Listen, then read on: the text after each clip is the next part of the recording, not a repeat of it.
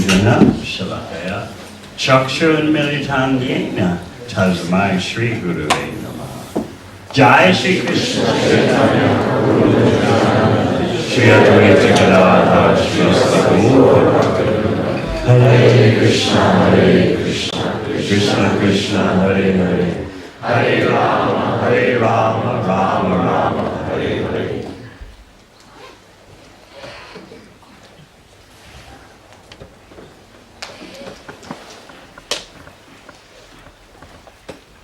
Today is the auspicious day of the disappearance of Srila Bhakti Siddhanta Saraswati Thakur. He is the spiritual master, for those of you who don't know, of Srila Prabhupada. That means my grand spiritual master. And for most of you, in fact, all of you except Shesha Prabhu and yes, he's your great grand spiritual master.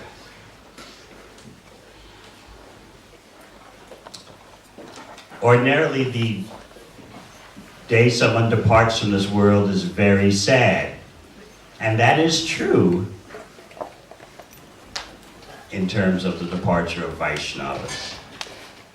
We feel acute separation from them. At the same time, the sadness of devotees upon the departure of a great soul is mixed with joy. It's not ordinary sadness. It's not mundane lamentation. The joy is that for such great devotees, the service to Krishna is always increasing, always expanding. What you taste when you engage in devotional service is bhakti rasa, a flavor. And part of that flavor is, in Sanskrit, sat, eternity. So when you're engaged in devotional service, you can taste this feeling of how this can go on and on and on, unimpeded by bodily change, unimpeded by time. And that is correct. Even in the material concept of life, most persons desire to just go on and on. It's only when material life proves to be so frustrating that people either want to terminate their own life or they actually have no plans for after death because they think this life has been so painful enough, no need to think of continuing onward in the future. But for devotees, even a neophyte devotee can taste eternity. The impersonalists, those who are genuine impersonalists, they also taste eternity, but there's no ananda, because ananda, true bliss, comes from relationships. And impersonalism, of course, denies any ultimate relationships. For the bhakti yogi, especially such an extraordinary personality as Srila Bhakti Siddhanta Saraswati Thakur, service to Krishna is eternal. They come to this world to perform service, and when Krishna wants to change their location, they go somewhere else and do service.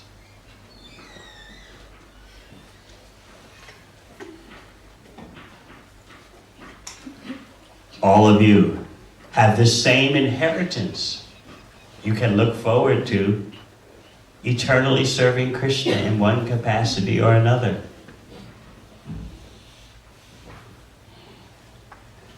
This is the only occupation that you can do that you're assured of eternal employment. There's no glut in terms of, oh, too many people are doing devotional service, I won't get a chance, I won't be hired. There's no layoffs, no redundancies. There's simply eternal increase.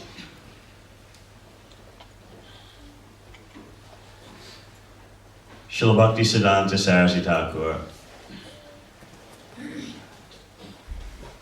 organized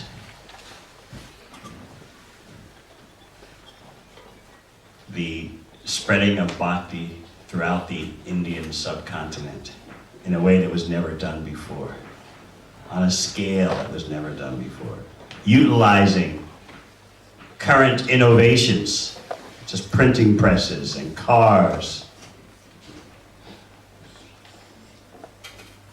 radio broadcasts. He exemplified a very mystic principle of bhakti yoga, which we take for granted, but it's actually a confidential principle, yukta vairagya. Using even the material world in Krishna's service, not using it for our own sense gratification, but for Krishna's pleasure.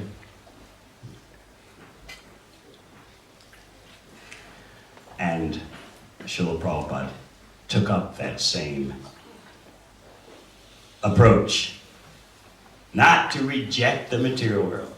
Because previously in India, the conception was that a sadhu always walks barefoot, a sadhu doesn't ride in any conveyances, maybe only a train from time to time. Certainly no car. A sadhu doesn't touch things like radio or printing presses. And certainly a sadhu never crosses the ocean. He'll lose his potency if he leaves India. So Srila Bhaktisiddhanta Saraswati Thakur turned all that upside down. And his most, striking accomplishment, and it literally was striking, was to smash the caste system in terms of, if you're born in a certain kind of family, you can't be a Brahmana. He literally declared war on that misconception in India. And the battle was so intense that even though he's renowned as a sadhu, still persons were plotting to kill him because they felt so threatened. He was destroying the caste Brahmana's monopoly by initiating members of so-called lower classes who were not born in Brahmana families, even giving them sannyas. So the materialistic caste Brahmanas felt very threatened. They even once went to the police to pay the police off. Will you please, here's some money, will you please terminate this person?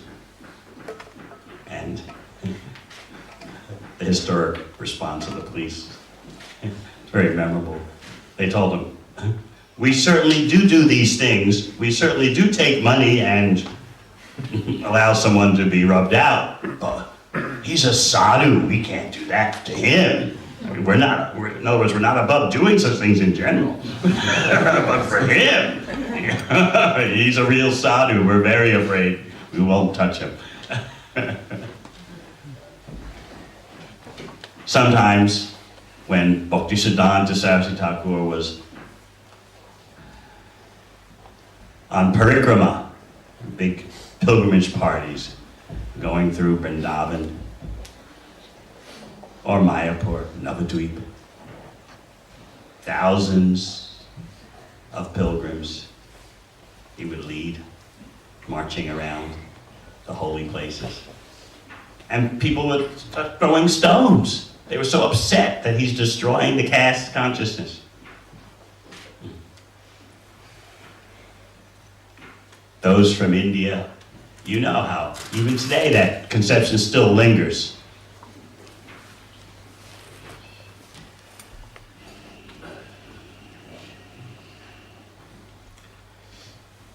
We are so indebted to Srila Bhaktisiddhanta Saraswati Thakur for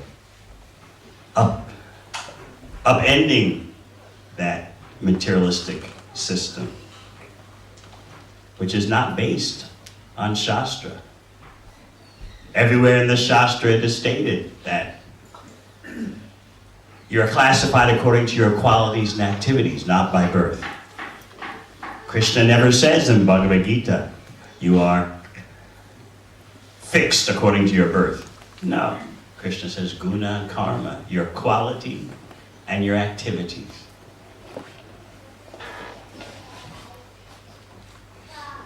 One day you may study the history of Srila Bhaktisiddhanta Saraswati Thakur and see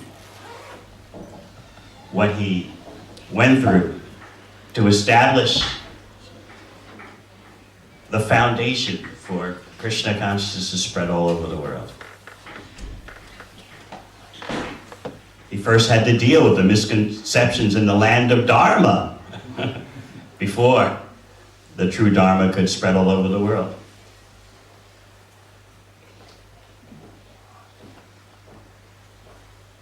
And unforgettable is the first meeting Srila Prabhupada had with Srila Bhaktisiddhanta Saraswati Thakur.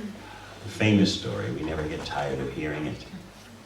How, as a young university student, Srila Prabhupada had a friend who was trying to convince him, "There's an extraordinary sadhu. Let's go see him." And Srila Prabhupada was, no, I've seen all these sadhus. They're all fake. They're hypocrites. Because Srila Prabhupada's father was very liberal. As a genuine householder, he would always have guests for dinner. That's the Vedic tradition. In order to expand the householder's compassion and worldview, they're never supposed to eat alone. The classic Vedic injunction. The householder man at dinner time goes to the door and calls up and down the street, "Is anyone hungry? Is anyone hungry?" How many of you do that?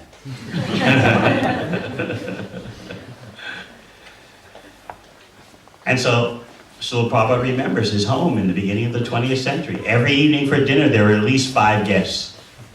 And the guests would be served first, and the man in the house would eat last.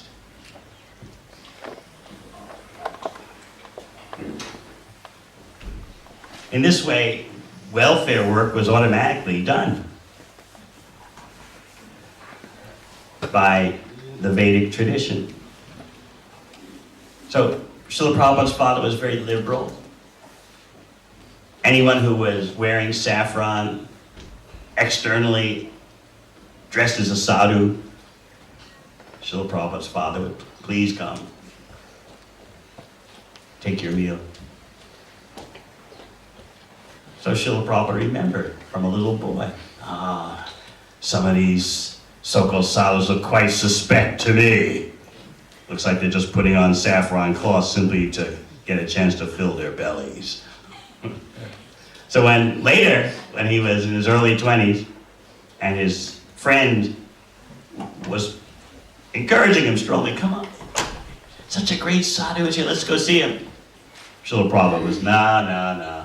Been there, done that, I know where they're at. But finally, his friend convinced him.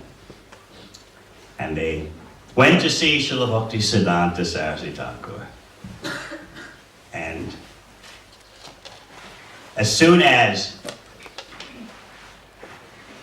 practically as soon as Srila Prabhupada sat before him, Srila Bhaktisiddhanta Saraswati Thakur spoke directly. "You are an educated person, you know English, you spread the teachings of Lord Chaitanya throughout the world." And Srila Prabhupada describes, he respectfully began to question not argue, but just put up points that needed to be dealt with. Isn't the most important thing now the independence of India? Political independence first, other things come later. Because at that time, Gandhi's protest movement was gathering steam, and university students, as in the 60s in the Western world, when the Vietnam War and other things are going on, university students were the most active. So, Srila Prabhupada was a sympathizer of the independence movement. He said to Srila Bhaktisiddhanta Saraswati Thakur, unless India becomes politically independent, who will listen to the sadhus? No one will take us seriously because we're a subjugated nation. So first, to get respect, we must become independent, free from the British. In other words, first we must solve our material situation. Then we can be spiritual. Even today, it's a common argument in India. Parents of young men and women who take to bhakti, they often say to me, they come and see me. Very respectful, of course, Swamiji. Namaste. Isn't it so that before they do the spiritual, first they must do the material? Isn't it so, son?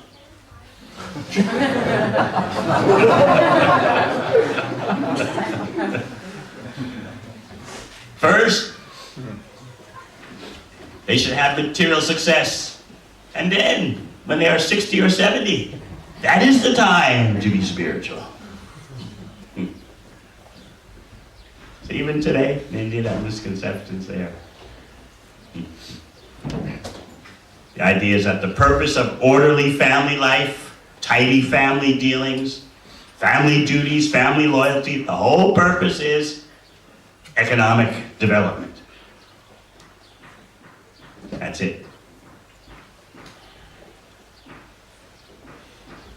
Whereas in the genuine Vedic system, from which such conceptions come and have been distorted, in the genuine Vedic system, the purpose of family peace and harmony and duties and mutual commitments is also that a human being can become peaceful and increase his or her focus on spiritual development.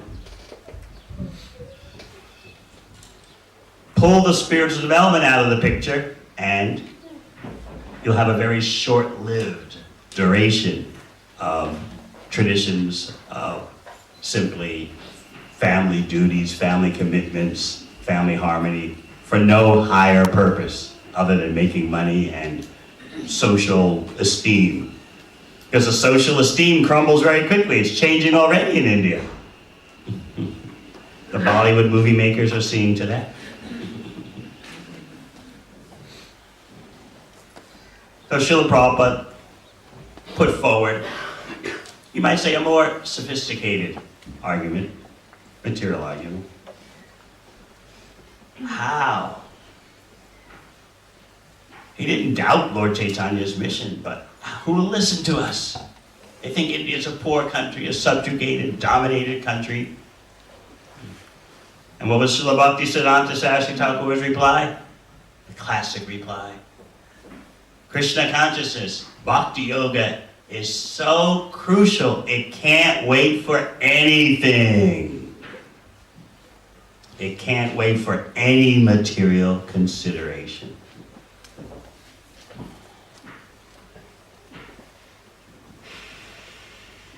It's like the other day you heard Shesha Prabhu's story of his wrestling with his situation, how he was going to make his break from material existence and enter into the bhakti world? Should I just slip away without telling anyone? And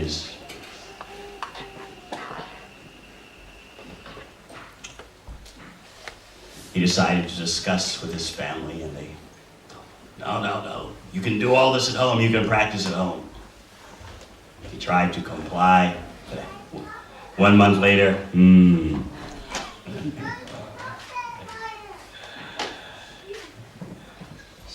Before slipping away, he had to deal with his car. He talked to his father, convinced his father that I have to do this, I have to do this. In other words, it can't wait for anything. Something I have to do. Have a man-to-man talk, and he explains to me, I have to do this. Another godbrother associate of mine, His Holiness Niranjana Maharaj, told me,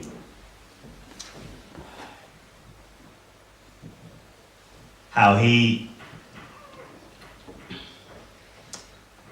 went to a bookstore in Washington, D.C. looking for Eastern literature, spiritual literature, which was very popular back then. All kinds of impersonalist, popular books. Be Here Now. So many books about how to take LSD and go beyond the cosmos. This is all the rage then.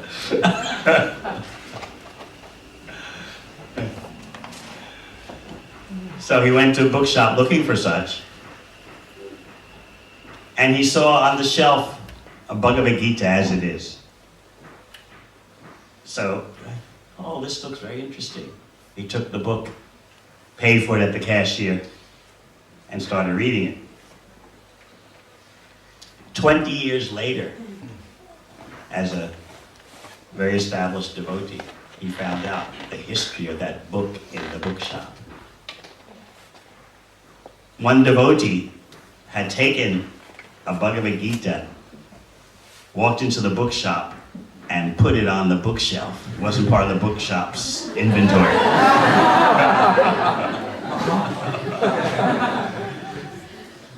So the future Niranjana Maharaj just went and took the book and went to pay for it. Of course, it wasn't the bookshop's inventory, but anyway, he paid for it at the cash register. So I'm sure that the devotee who put that book there, it was actually down dark. Yeah. Never realized what the impact. He was probably thinking, like so many of you may think, oh, I'm not a big book distributor. I don't distribute so many books. What's the use of my even trying? What will my 1 or 2 books a day do for anyone? Yet I know there are several persons here at least who met a devotee who was distributing books and having, quote unquote, a tough day when no one would stop, and only 1 book was distributed by this devotee. But there are persons here who got that 1 book on a tough day. We're so bound to material calculation. We psych ourselves out so easily. What will my little effort do? I mean, really?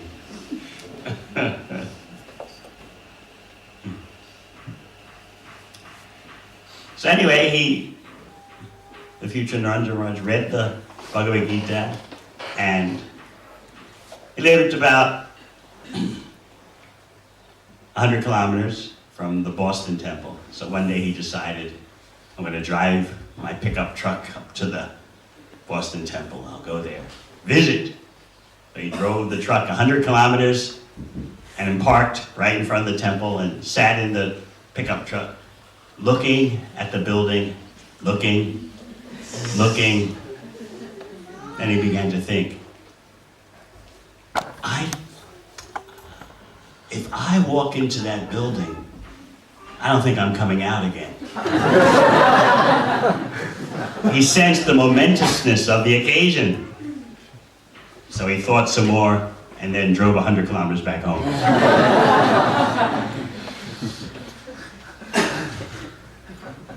Then after a few weeks, just like Shesha Prabhu, he thought again and drove the 100 kilometers to the temple and walked in the door. So, material considerations. They loom for everyone. Everyone has their different type of material consideration that seems to make it impossible to be Krishna conscious. It's always something, because that's the nature of the material world. Impediment. One Sanskrit name for the material cosmos is Durga. Literally means difficult to make progress. Always an impediment. As soon as you make an effort to take up bhakti, you have to expect resistance. Something will come up.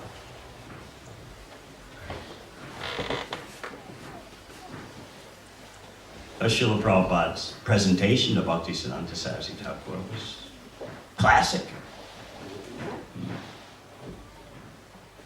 Look at the material situation, the world situation. Look at India's situation. Of course, many of you know my own choice process in coming to bhakti. It's different than Shesha Prabhu's. I was explaining to Shesha Prabhu how my situation was so materially intense. It was like riding in an airplane, and you know there's only one way of getting off this plane. Open the door and jump.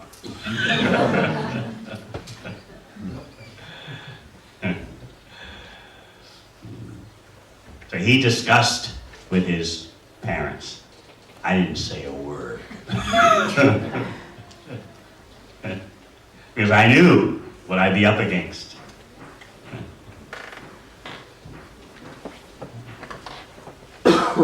Such pressure.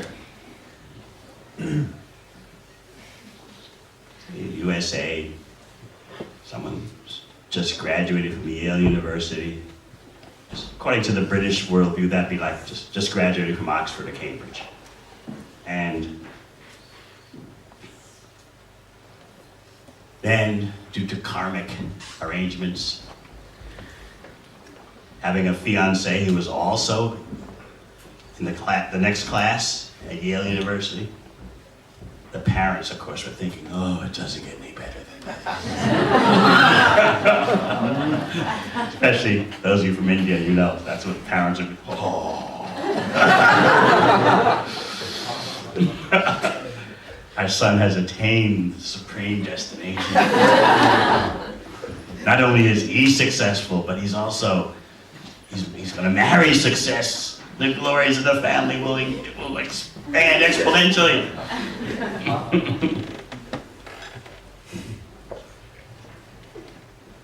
So I knew there's only one way out of this. I had to just jump. With Krishna as my parachute. So one day, I just disappeared. Didn't tell anyone. Didn't tell the young lady, didn't tell mother, father, brother, cousin, anyone. Didn't tell my employer at work. Because I was working, it was about 6 months after graduation, or 7 months. Didn't say a word, just one day I was gone.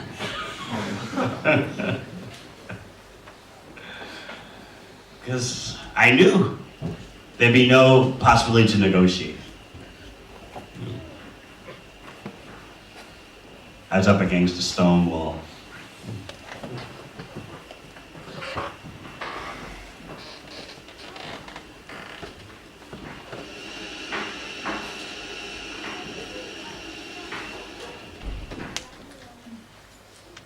Srila Bhaktisiddhanta Saraswati Thakur cut through all Srila Prabhupada's youthful considerations. It can't wait. Bhakti can't wait for anything. Whether familial, whether economic, whether political, whether health, nothing. Immediately, one has to take up his eternal constitutional position as servant of Krishna. Engage the senses in Krishna's service. So that kind of jolt that you feel coming through parampara, the chain of spiritual masters and disciples, especially you can attribute to Srila Bhaktisiddhanta Saraswati Thakur. He was not a resident of the material world. He respected no material formulas or considerations. And he literally declared war on the illusory energy.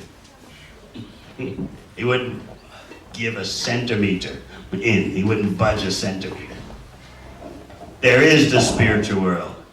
Here is the knowledge. He was so erudite. The greatest scholars, mundane scholars, were outclassed by him. He was known as a walking encyclopedia.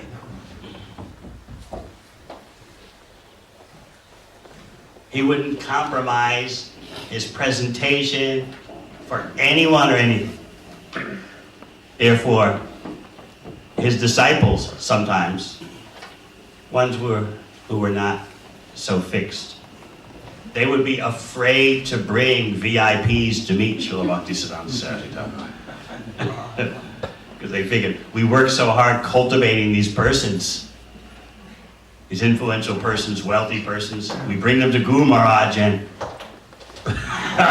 they're decapitated. How are we going to get the donations?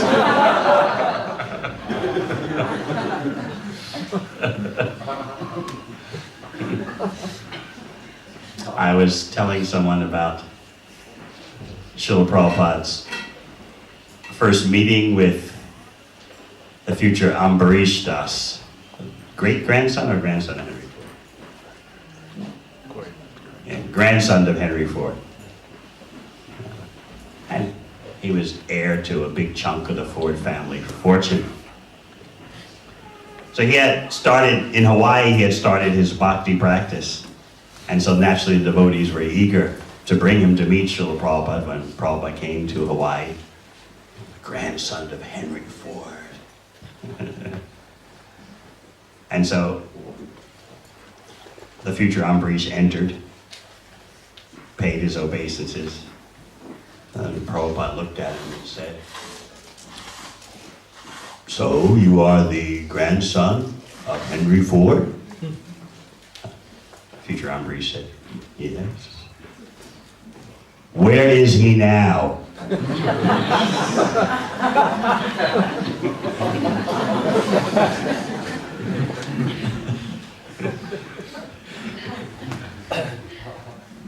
other words, what body does he have now? For a few decades, he was the famous Henry Ford, but where is he now? What species of life is he in now? In other words, Srila Prabhupada was showing the future Ambarish, I'm not bought by you. I'm going to give you genuine knowledge and a genuine opportunity to be Krishna conscious. I'm not purchased. So that kind of clarity and definitiveness comes from Srila Bhaktisiddhanta Saraswati Thakur.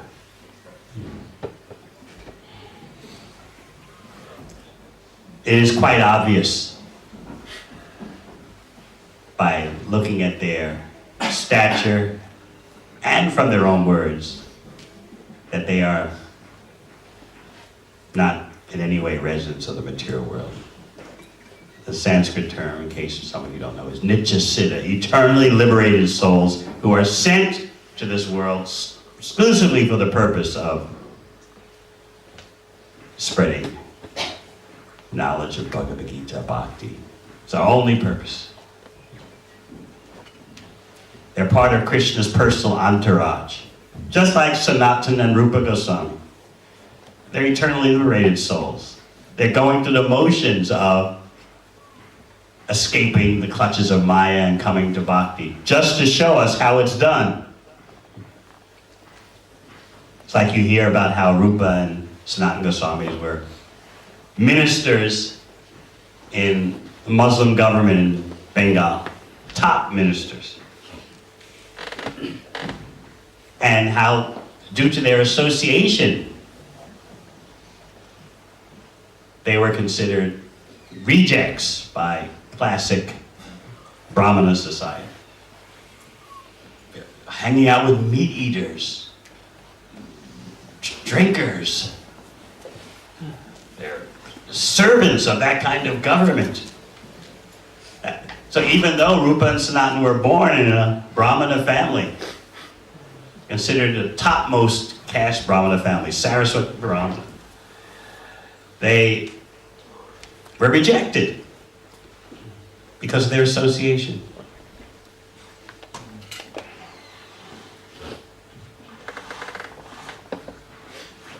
What you read in the Shastra about their coming to Bhakti doesn't mean they're conditioned souls. They're showing us how to renounce the world. That's part of their service. Similarly, Srila Prabhupada said about himself, it may seem like an eternally liberated soul goes through household life and the struggles of household life, wife, children, so on.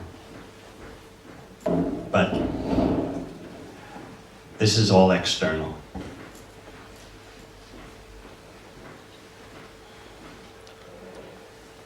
We today express our gratitude for Srila Bhaktisiddhanta Saraswati Thakur, and those of you who have the desire to know more about him can read the histories.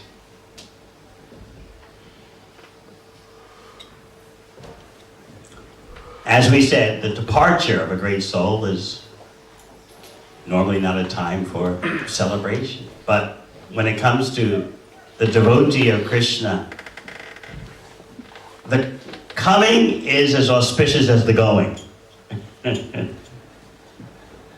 It's not that the appearance day is the only day celebrated. The disappearance day is also celebrated because they come to serve Krishna, they depart to serve Krishna.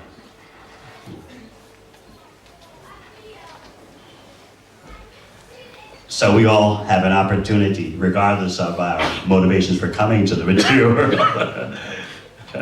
We have an opportunity to make our departure glorious. Depart in order to serve Krishna somewhere else.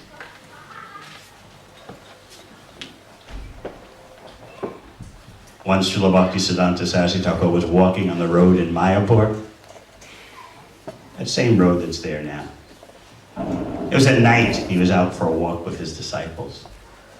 And he looked up suddenly at the moon. He said, it's just inconceivable how on the moon planet Kali Yuga is progressing.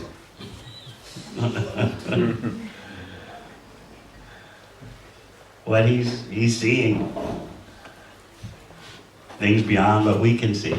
We spoke last night about how true humility is to understand the limitations and imperfections of your senses. And how we're not against science, but we're against the arrogance of scientism.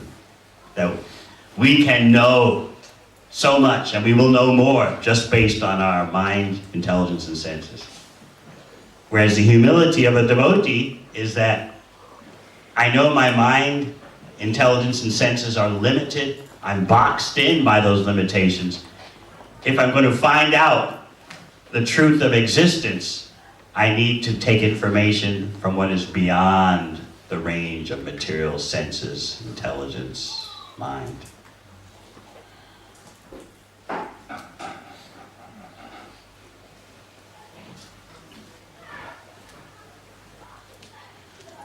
is totally accepted, for example, in the scientific world, that 95% of whatever makes up the cosmos is unknown.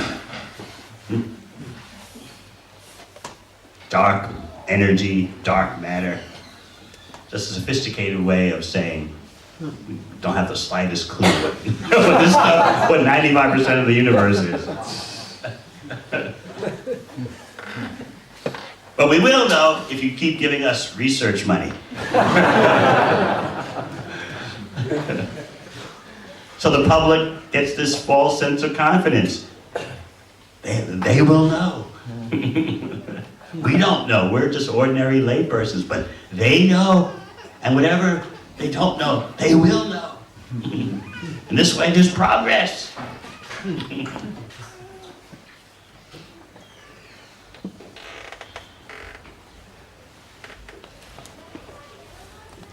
Meanwhile, day by day, your bodies become full of more and more toxic chemicals, all because of technological advancement.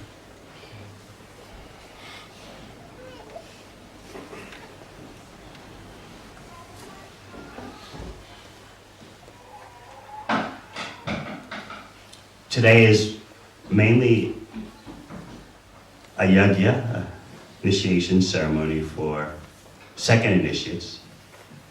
At our celebration in August, we had many first initiates. This is mostly second. Second initiation means that you should be displaying the ornaments of sadhu qualification. The brahmana, one who's taking second initiation, Brahmani, if lady, should display ornaments. Ornaments doesn't mean just flashy jewelry. It means the qualities of a sadhu. Sadhu means one who is established on the spiritual platform and can bring others to the spiritual platform. The qualities of a sadhu are described by Lord Kapiladev in the third canto, Srimad Bhagavatam. Tatikshava karunika. First of all, tatikshava, tolerant. Let us think about what tolerance means. Tolerance means that you go on with your spiritual practice, you go on with your devotional service, regardless of disturbing circumstances. The Brahmana doesn't stop his or her service because, oh, it's cold here. Oh, it's too hot here. I can only do service where the temperature is to my liking. And when the temperature is to my liking.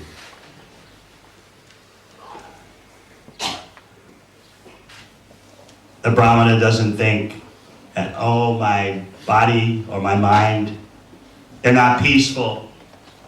Therefore, how can I go on with my devotional service? Material existence means there's always going to be some disturbance. If you're going to wait until there are no disturbances,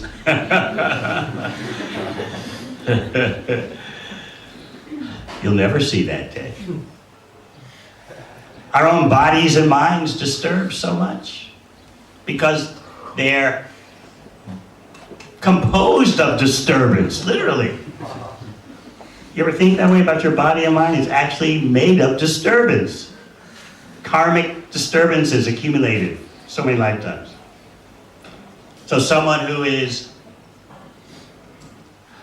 a real brahmana, and we want these initiates to be real brahmanas, they're not capsized by disturbances. They don't allow disturbances to affect their decisions. And especially in this depraved, degraded age, so many sinful disturbances are there. The body and mind may feel, oh, I want some stimulant. Let me take some coffee or tea. I want that perky feeling. Nope, can't do it. It's against the regular principles. Due to all the lust agitation in the environment, the body and mind may feel, oh, let me engage in illicit sex. No, can't do that. Have to tolerate. To have to live with your own mess. That is a characteristic of a Brahmana. Living with your own mess doesn't mean you create a mess, but you recognize that you are carrying a mess with you in terms of the body and mind. And so you learn to live with it in such a way that you don't ever sacrifice your devotional service. That's a sadhu. That is titiksha. That is tolerance. You don't allow external circumstances to dominate your life.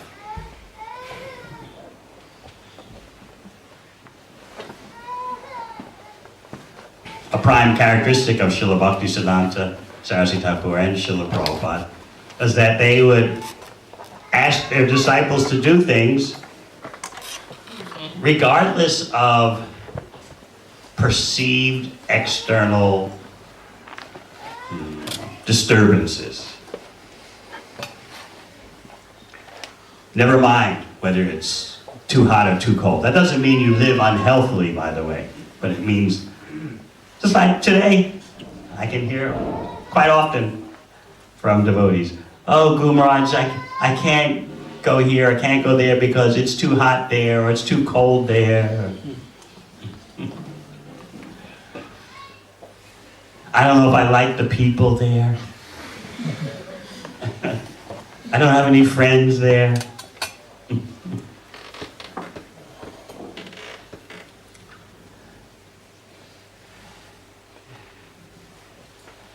Shesha Prabhu in his young 20s, traveled throughout the USA,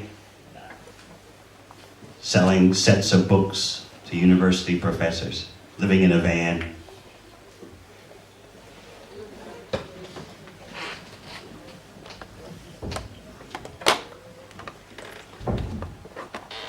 I also, as being a full-time devotee for only 2 months, sent out in a van, traveling sector.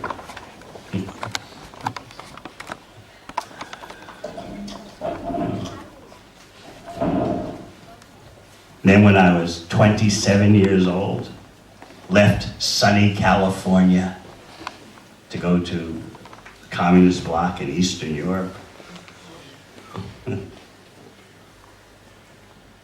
What motivated us? It was the desire to please our spiritual master and get the mercy of Lord Chaitanya by carrying out Krishna's order that wherever you go, whomever you meet, teach the science of Krishna. Even today, I look back and think, wow, how did I do that? How? What got me motivated to do all that? To be based in Scandinavia, freezing, never any sun. I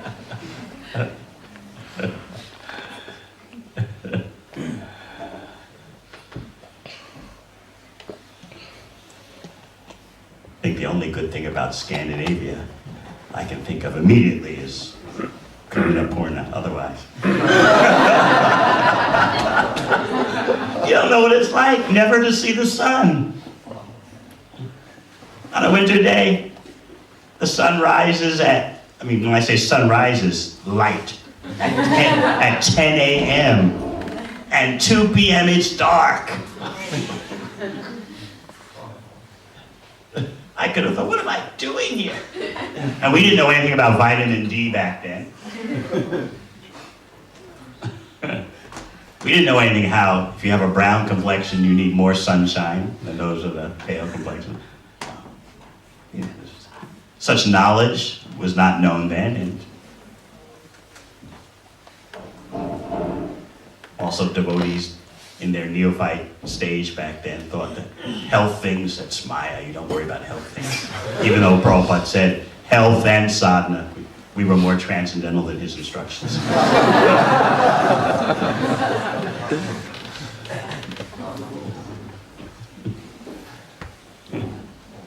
I remember coming to Mayapur and seeing Shesha Prabhu there, my other associates from California. I remember them looking at me like I was a refugee from hell. What's this guy going through? You remember that? Just locked into an intense battle with the KGB and the most oppressive societies ever to have existed. The only thing that exists these days, at this moment, in North Korea. To have to see such suffering, organized suffering, not the subtle suffering like in New Zealand or the USA. You're free, you're a consumer, you can vote. But the outright, brutal stomping on your face, all in the name of the workers' paradise and the people's republic of this, or the socialist republic of that. To see such brutal oppression. Seeing devotees, like in Hungary, for example, injected with chemicals so that they would, as soon as they tried to sit down, they'd have to stand up.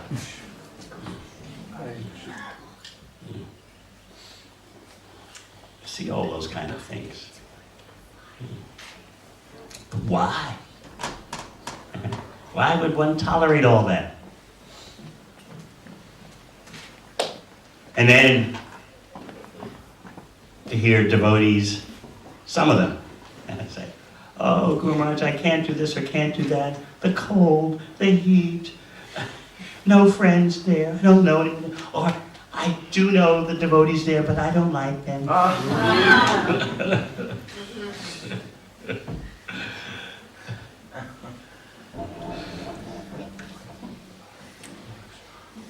Tadikshava, Karanika, merciful, Karanika.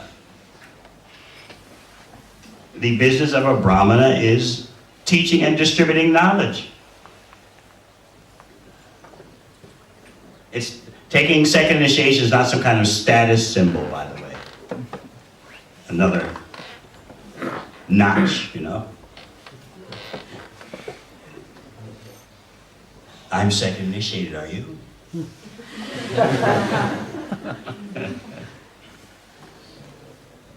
The literal meaning of the Sanskrit term for second initiation means you're coming closer to the Guru. Uh-oh.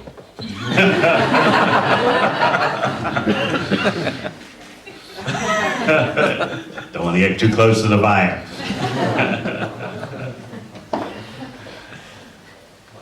And again, one should be ornamented. The ornament should be visible.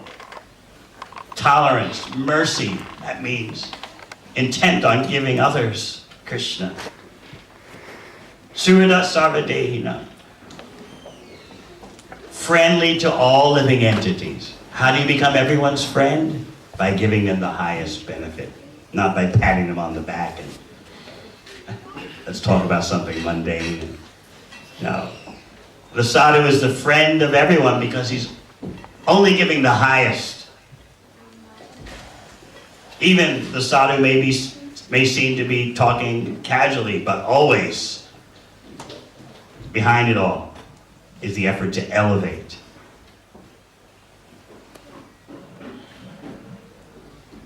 Ajata Shatrava. No enemies. This world is such that even if you go out of your way to make sure you don't do anything to make enemies, still people can misinterpret. So sometimes the sadhu has to tolerate the attacks of others. It's like Srila Bhaktisiddhanta Saraswati Thakur. Plots against his life, his parikrama, pilgrimage parties, showered with stones, just because he was initiating persons as brahmanas who don't come from a brahmana family. So even though the sadhu has no enemies, others can take up the position of being the enemy.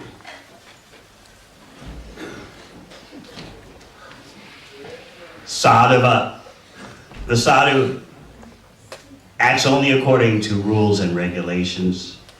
That's the difference, as we said the other day, between the divine and the depraved. Someone who's depraved thinks, I do what I want, it's all up to me, my own whims, do what you feel. Sounds very trendy, very catchy, and very liberating, doesn't it? Do what you feel when you feel like it. It's all up to you. Make your own meaning.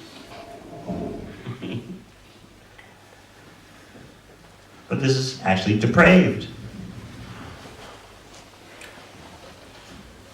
Because there are regulations, there are guiding principles, which are there not to enslave you, but to make you free. Whereas when you think, do according to my whims, whatever I like, you think you're becoming free, but you're actually enslaving yourself more in material nature.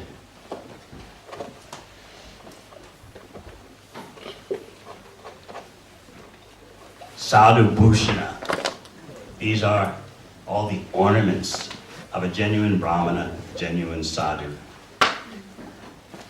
And to be a Krishna Bhakta, to be a Vaishnava, is more than actually being a Brahmana.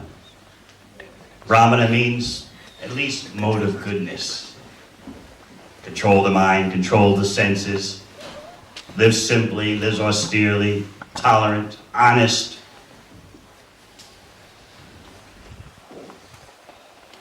Equipoised. That's mode of goodness. But because Krishna is the goal of the Vedas, the devotee of Krishna is actually beyond being a Brahmana. So what we are initiating today are Brahmana Vaishnavas, Brahmana Vaishnavis.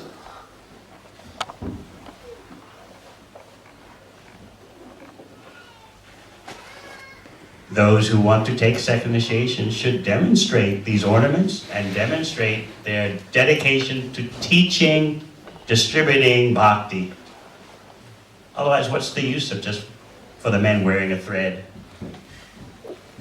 For the ladies being able to sit quietly and... What's the point of the show? And those who live near where there are installed deities, yes, they should strive to serve the deity. That's why those who, for example, live at New Varshana or in the immediate area, I say, you want second initiation, you promise me you're going to help with the deity worship there. That's one prime characteristic of Brahman activities. There's also teaching, distributing. That's also prime Brahman activity.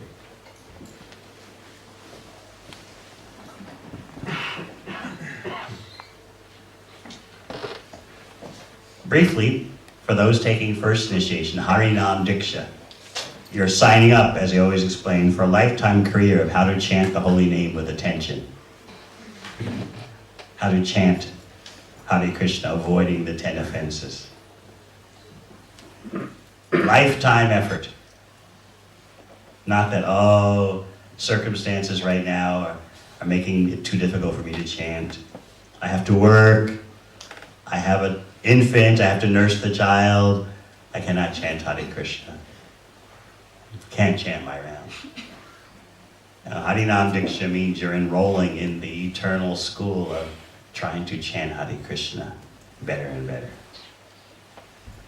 Lord Chaitanya himself gives that career. Krishna, you've put all your potencies into your name. You are your name. But I am so unfortunate. I have no attraction. So my whole life means how to increase my attraction for chanting the Hare Krishna mantra.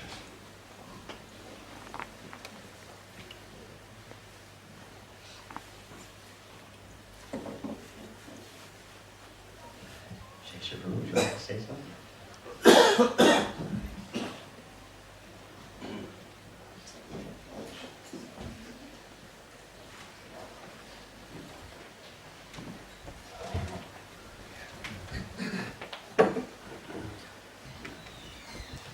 Hare Krishna.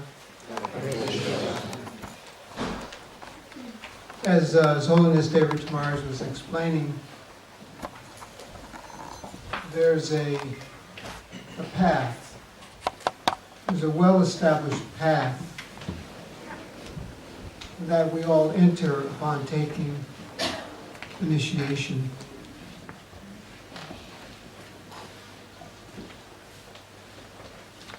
And that path has been created by some very great personalities. What an auspicious day to join that path, as this today, the disappearance day of His Divine Grace, Bhaktisiddhanta Saraswati Thakur. Because he not only tread the path that was there, created by his predecessors, but he blazed it in a new and fresh way. In the legal profession that I'm a member of, precedent is important. What has been decided before must be followed. But the most successful lawyers are those that can follow precedent, yet break ground in new directions, in new areas at the same time. This is what we see that Srila Bhaktisiddhanta Saraswati Thakur did, and certainly His Divine Grace Srila Prabhupada did. So we should know that we're well situated and we can walk on the path that we begin at initiation. And often this point is repeated at initiation, so I'll just repeat it also, that this is the beginning. It's not the not the end. It's not the perfection. It's the beginning. So as we begin, we can go down the path with great confidence. Indeed, we can run down the path. Not to speak of walking, we can run down the path freely, being so secure in our predecessor, acharyas, in our initiating guru. It's a very, very fortunate position that the initiates today and all of us who also passed through this rite before. It's a very auspicious opportunity. So if there's an auspicious opportunity, it should be embraced fully and tightly, enthusiastically, with full confidence. Then that desire, the quality of that decision, I was mentioning, we were talking, the quality of the decision. His Holiness Ranjana Swami said, I know that if I go in that door, I'm not coming out. Not because they're going to kidnap me, but because my desire for what is in there is so strong, and I'll embrace it so tightly that there's no chance that I'd ever come out. So with that type of dedication, begin your journey back home, back to Godhead, through the path of the Parampara, which in a very short minute, the first initiates will be connected to by His Holiness Devamrita Swami Maharaj, and others in taking second initiation will get a booster shot. We're moving further down. the same path back home, back to God. Hare Krishna.